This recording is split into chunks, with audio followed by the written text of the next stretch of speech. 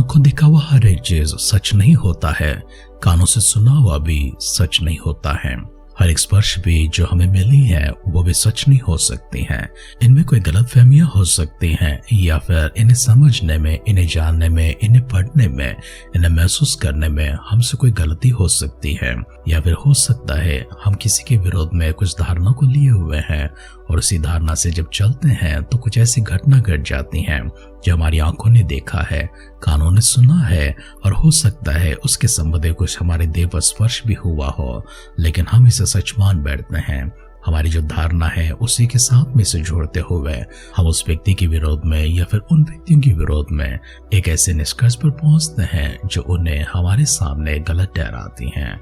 इस तरह के ग्रंथ में राजा क्षयस के जीवन से कुछ ऐसी बातों का हम ध्यान करते हुए, लेकिन उससे पहले आइए अपने आप को परमेश्वर के हाथ में समर्पण करेंगे, व्यक्तिगत तौर से पिता परमेश्वर से दुआ करेंगे और हम भी मिलकर आपके लिए प्रार्थना करेंगे कि परमेश्वर आपके जीवनों को इस तरह से संभाले रखे, आपके मनों को, आपकी आंखों को, आपके कानों को, आपके स्पर्श को, आपके हर एक सोच और विचार को भी परमेश्वर इस तरह से परिपूर्ण करे जो पवित्र आत्मा की अगुवाई में चलाई जाती हो और आत्मा के प्रकाशन में रोशनी को प्राप्त करती हो, मार्गदर्शन को प्राप्त करती हो, जिसके माध्यम से परमेश्वर की ओर से एक सही जीवन आप प्राप्त करने हेतु अपने सारे मन को, अपने सारे स्पर्शों को, अपने सारे विचारों को, आपके कण कण को, अंग अंग को परमेश्वर के हाथों में समर्पण कीजिए।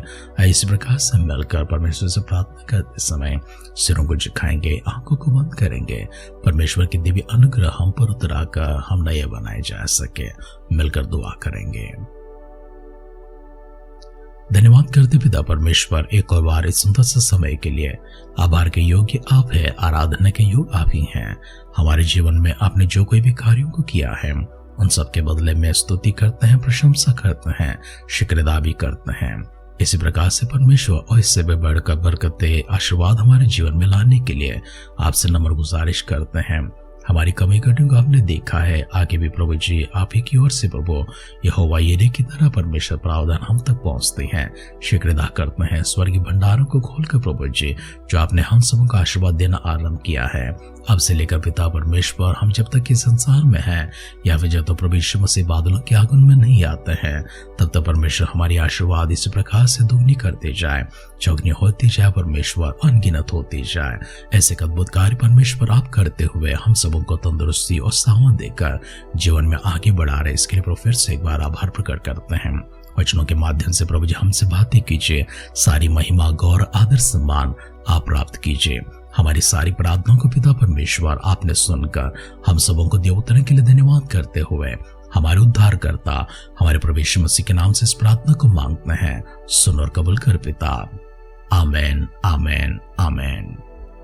आध्यात्मिक जीवन की दैनिक खुराक सुन रहे हमारे सारे प्रिय श्रोताओं को, परमेश्वर के प्रिय भक्तगणों को प्रभु यीशु मसीह के नाम में प्यार भरा जय मसीह की सुप्रभातम और शुभोदय कहते हुए हम सबका मनपसंद ध्यान केंद्र आध्यात्मिक जीवन की दैनिक खुराक में और इस नए दिन में आप सबका स्वागत करते हैं। हमारी अध्ययन इस तरह की ग्रंथ में चल रही है। पिछले अध्ययनों में हमने कई सारे विषयों को देखा है। राजा क्षयस की कुछ गलतियों को देखा है, राजा क्षयस के स्वभाव को भी देखा है, राजा क्षयस ने किया हुआ बिना सोचे समझे एक और गलती को भी देखते हुए आज के हमारे ध्यान में हम लोग आगे बढ़ते हैं। इसलिए हम सब मिलकर हमारे ध्यान में आगे बढ़ने के लिए पठन के लिए पीछे मुड़कर फिर से एक बार हमारी यात्रा को 6वें अध्याय की ओर लेकर चलते हैं, जहाँ पर राजा क्षयस ने बिना सोचे समझे अपनी जलजलाहट में एक बड़ी गलती कर दी थी। तो आइए हम सब मिलकर इस दीर्घ ग्रंथ 7वें अध्याय का 5 वचन से पढ़ते हुए आगे बढ़ेंगे। तब राजा क्षयस ने एस्तेर रानी से पूछा, वह कौन है और कहाँ है जिसने ऐसा करने की मनसा की है? एस्तेर ने उत्तर दिया है कि वह विरोधी और शत्रु यही दुष्ट हामान है। तब हामान राजा रानी के सामने अब भयभीत हो गया। राजा तो जलजलाहट में मधु पीने से उठकर राजभवन की बारी में निकल गया और हामान यह देखकर कि राजा ने मेरी हानि ठानी होगी, एस्तेर रानी से प्राणदान मांगने को खड़ा हुआ। जब राजा राजभवन की बारी से दाख मधु पीने के स्थान में लौटा तब क्या देखा कि हामान उसी चौकी पर जिस पर एस्तेर बैठी है पड़ा है और राजा ने कहा, क्या यह घर ही में मेरे सामने ही रानी से बरबस करना चाहता है? राजा के मुंह से यह वचन निकला ही था कि सेवकों ने हामान के मुंह ढांप दिया। तब राजा के सामने उपस्थित रहने वाले खोजों में से हरवोना नाम एक ने राजा से कहा, हामान के लिए यहाँ 50 हाथ ऊंचा फांसी का खंभा खड़ा है, जो उसने मुर्दके के लिए बनवाया है, जिसने राजा के हित की बात कही थी। राजा ने कहा, उसको उसी पर लटका दे। तब हामान उसी खंभे पर जो उसने मुर्दके के लिए तैयार कराया था लटका दिया गया। इस पर राजा की जलजलाहट ठंडी हो गई। एस्तेर का ग्रंथ 7वें अध्याय का 5वां वचन से लेकर आखिरी वचन तक हमने पढ़कर सुना है। हमारी इस अध्ययन की पठन हमने इससे पहले भी किया था। इस भाग को हमने देखा है। सारी कहानी में हम लोग नहीं जाएंगे, लेकिन राजा ने किया हुआ एक और गलत काम की ओर हमारी दृष्टि को लेकर जाएंगे, अर्थात राजा की गुस्सा और उस गुस्से में जलजलाहट को। उसी जलजलाहट में उसकी आंखों ने जो देखा है वो गलतफहमी है। वैसे तो हामान ने ऐसा कुछ नहीं किया था कि राजा और भी आग बबूला हो जाए। घटना की ओर हमारे ध्यान को लेकर चलते हैं। हम सब जानते हैं कि मुर्दके को मारने के लिए और मुर्दके के माध्यम से सारे यहूदियों को खत्म करने के लिए हामान ने दुष्ट साजिश रची थी। इसकी खुलासा करते हुए राजा के सामने एस्तेर ने हामान के ऊपर आरोप लगाया और कहा, यही है वह दुष्ट हामान जिसने ऐसा करना चाहा है। राजा को गुस्सा आ गया। गुस्सा आकर राजा अपनी जलजलाहट में दागमधु पीने की जगह से उठकर आंगन में चला गया। आंगन में से फिर थोड़े समय के बाद भीतर आता है तो उस समय क्या देखता है? हामान वैसे राजा से डर गया था, क्योंकि उसने सोचा था कि राजा सच में मेरे प्राण ले लेना चाहता है। वो बहुत ही गुस्से में है, इसलिए एस्तेर रानी के पैरों पर गिरकर उससे प्राण की भिक्षा मांगने को गया था। लेकिन राजा ने क्या देखा है? जिस चौकी पर एस्तेर रानी बैठी हुई थी उसी चौकी पर हामान गिरा पड़ा है। तो राजा को ऐसा लगा कि हामान एस्तेर रानी के ऊपर हाथ डालने वाला है, एस्तेर का अपमान करने वाला है। इसलिए वो कहता है कि मेरी आंखों के सामने और मेरे ही घर में मेरी रानी से ये बरबस करना चाहता है। ये बात सुनते ही सैनिक आकर उसके मुंह को ढांप कर उसे पकड़ लेते हैं। वैसे घटना यहाँ पर क्या घटी थी? एस्तेर रानी अपनी चौकी पर बैठी हुई थी। हामान अपनी जगह से उठकर एस्तेर के पांवों पर गिरते हुए उसकी प्राण की भिक्षा मांगता है। लेकिन राजा ने क्या देखा? राजा ने भी वही देखा है कि एस्तेर रानी अपनी चौकी पर बैठी हुई है, लेकिन हामान उसके पैरों के पास उसी चौकी पर गिरा पड़ा है। क्योंकि राजा अब तक हामान के ऊपर इतना गुस्सा हो चुका है, आग बबूला हो चुका है। जलजलाहट में अभी भी उसके भीतर उस गुस्से की आग दधक रही है। उसी भावना के साथ राजा भीतर वापस प्रवेश करता है, उस स्थान पर जहां पर दागमधु पिया जाता है, उस स्थान पर जहां पर हामान और राजा दोनों एक संग बैठे थे और सामने रानी एस्तेर बैठी हुई थी। लेकिन जब वो वापस लौटकर देखता है कि हामान और एस्तेर रानी एक ही चौकी पर हैं, उसकी आंखों ने जो देखा वो गलत नहीं था, परंतु उसकी आंखों से जो देखा गया है उस संदेश को उसके मन तक जिस विचार ने पहुंचा है, जिस सोच ने पहुंचा है, वो गलत पहुंचाया है। आंखों ने तो सिर्फ देखा है, लेकिन मन ने, उसके विचारों ने तो यह मान लिया है कि हामान एस्तेर रानी के साथ बरबस करना चाहता है।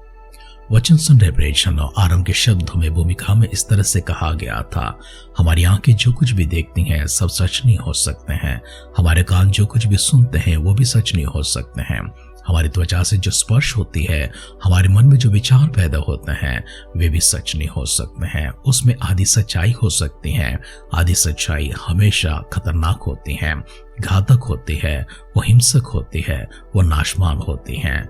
इसलिए किसी निर्णय पर पहुंचने से पहले थोड़े समय उसके ऊपर विचार करना और विचार करते समय निष्पक्ष होकर विचार करना हमारे लिए महत्वपूर्ण है। हम अगर एक पक्ष होकर विचार करते हैं, पक्षपात करते हैं, तो निस्संदेह वो हमेशा हमें गलत संदेश को ही पहुंचाएगा, गलत निष्कर्ष पर हमें लेकर जाएगा। इसलिए ऐसे संदर्भों में किसी नतीजे पर पहुंचने से पहले थोड़ा समय संयम को दिखाएं, धीरज को दिखाएं, विचार करते रहे क्या सही है क्या गलत है, निष्पक्ष होकर उसके बारे में जांचने परखने की कोशिश करें, जिसके माध्यम से बड़ी खतरा आपके हाथों से मासूमों की जान लेने या मासूमों के नुकसान करने, मासूमों की हानि करने, बेकसूरों को किसी सूली पर चढ़ाने से रोक सकती हैं। ऐसे लोगों को झुकाएंगे, आंखों को बंद करेंगे, छोटी सी प्रार्थना करेंगे।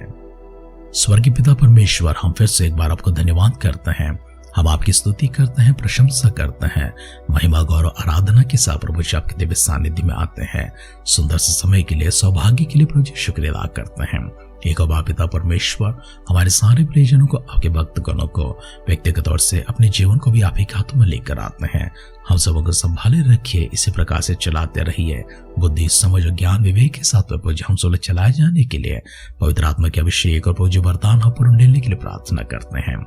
आत्मा के फल लाने वाले प्रभु जी आपके भक्त हो सके, आपकी गवाह ठहर सके। इस तरह परमेश्वर अपने हम सबको छुटकारा दिए वह प्रभु आशीर्वादित जीवन के लिए फिर से एक बार आपको शुक्र अदा करते हैं। परमेश्वर मसीह के बादलों की आगमन अगर विलंब होगी, कल सुबह फिर से एक बार हम मिलकर आपकी स्तुति करने, आराधना करने, हम सबों को सजीवों की संख्या में, भाग्यवानों की संख्या में संभाले रखिए। अगर ऐसा प्रभु के राज्य में हम सबको शामिल करने के लिए दुआ करते हैं। प्रार्थना प्रभु जी आपने सुनकर हम सबको दिए उतरने के लिए धन्यवाद करते हुए हमारे उद्धार करता हमारे प्रभु यीशु मसीह के नाम से इस प्रार्थना को मांगते हैं। सुन और कबूल कर पिता। आमेन, आमेन, आमेन। स्पष्टता से दिखने वाली आंखें परमेश्वर आपको प्रदान करें। साफ साफ सुनाई देने वाले, बिल्कुल सही सुनाई देने वाले अच्छे कान परमेश्वर आपको प्रदान करें। आपकी देह की हर एक कण, आपके मन की हर विचार, हर सोच भी परमेश्वर शुद्धता के साथ चलाए जाने के लिए शुद्ध मन आपको प्रदान करें। पवित्र चाल चलन और पवित्र जीवन प्राप्त करने हेतु तो पवित्र आत्मा की सामर्थ्य में अगुवाई में आप चलाए जाकर पवित्र राहों में हमेशा अपने आप को प्राप्त करते रहें। स्वर्गीय पिता परमेश्वर इस प्रकार से आपको स्वर्ग तक अपनी राह को दिखाए और वहां पर अपने आनंद में आपको शामिल करें। हमारी से दुआ और कामना के साथ आज के ध्यान कहीं पर समाप्त करते हैं। आप सुनते रहिए, सुनाते रहिए आध्यात्मिक जीवन की दैनिक खुराक। कल फिर मिलेंगे। अपना ख्याल रखिए, अपनों का ख्याल रखिए, दूसरों का भी ख्याल रखिए। God bless you.